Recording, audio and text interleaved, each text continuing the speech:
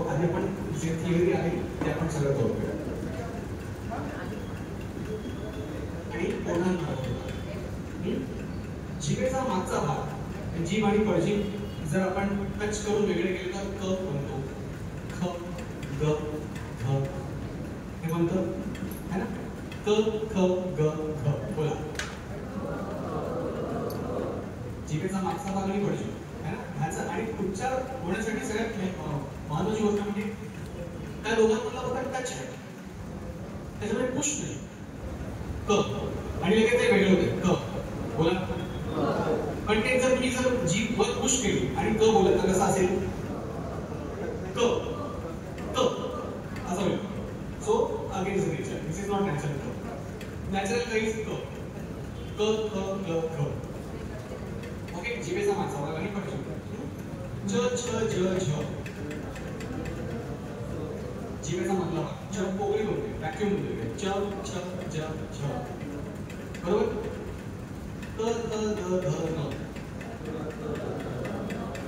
जिभेचा पुढचा भाग क ख जिभेचा पुढचा भाग आणि का क ख ग घ न. बरोबर. प फ ब भ म.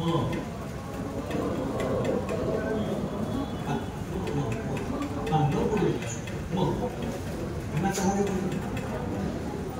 सो प फ ब भ म.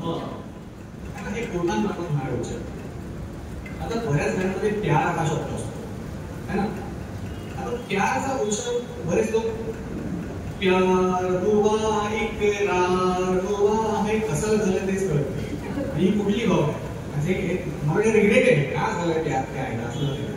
प्यार हुआ इकरार हुआ है प्यार के दिन ना ना ना ना ना दिल असं लोक गातात.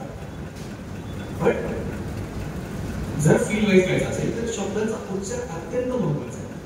आता प्यारचा उच्चार ओठांना प्रेस करून ओठ पटकन उघडायचे असं नाही. प्यार नाही, प्यार प्यार. सो ते असं असेल. प्यार हुआ इकरार हुआ है प्यार के प्यार. फक्त टच आहे ओठांचा, त्याच्यामुळे शब्दोच्चार अत्यंत महत्त्वाचा आहे. सेकंड थिंग आता ताल है ना. गाण्यामध्ये सगळ्यात महत्त्वाची दोन गोष्ट काय सूर आणि ताल. आता ताल म्हणजे काय तर काही एक काही विशिष्ट मात्रा असतात, बीट्स असतात, त्यांचा एक समूह तो आपण रिपीट रिपीट रिपीट करतो. फॉर एक्झाम्पल केरवा असेल तर 4 मात्रा धागे नाती नाट्य धिंद धागे नाती नाट्य धिंद. दिस इज केरवा.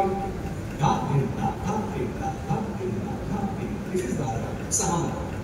मॅक्सिमम गाणी 4 मात्रा आणि 6 मात्रांमध्ये आहेत. हिंदी, बॉलिवूड, मराठी, इंग्लिश, तमिळ, तेलुगू, जेवढ पण गाणी मॅक्सिमम गाणी 4 मात्रा आणि 6 मात्रांमध्ये आहेत.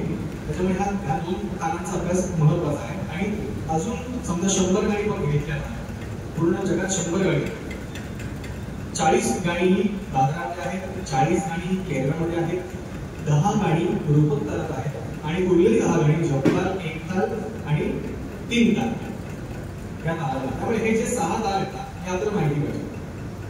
तालामध्ये गाणं समेवर सुरू होतं, समेच्या आधी सुरू होतं की समेच्या नंतर सुरू होतं. सम म्हणजे काय तर तालाची पहिली फर्स्ट बीट इज सम. आपण म्हणतो त्याला काय समेवर आल्या असतं असं ऐकतो आपण. समेवर आल्याच्या समेवर म्हणजे काय ते कुठे पण त्याची उन्हाळ असेल किंवा तिकडे धा तो सम पहिली मात्रा आहे. ओके. सो ताल. आता तालामध्ये काय तर स्पीड आहे. स्पीडला आपल्या सांगीतिक भाषेत लय असं म्हणतात. काय म्हणतात? लय. लयबद्धता. आपण ऐकू शकतो लयबद्धता आहे छान आहे ना. आपण हे पण ऐकलं लय छान आहे है ना. हे पण ऐकलं पण ते तो लय वेगळं हे लय. ओके. ते लयच नाव आहे. सो लय म्हणजे स्पीड. 3 प्रकारच्या स्पीड असतात. काय असतील? Slow, medium, fast. 3 स्पीड्स आहेत. आता जेव्हा आपण स्लो गाणी गातो तेव्हा वेलोसिटी नावाचा एक प्रकार असतो. Velocity. So what is velocity? आता ज्यांचे हात रिकामे आहेत त्यांनी तुम्ही आता कोण आहे माझ्या याच इकडे स्वतःचा इकडे काय करता तुम्ही? जॉब पोलीस नाही आता म्हणून मी त्यांना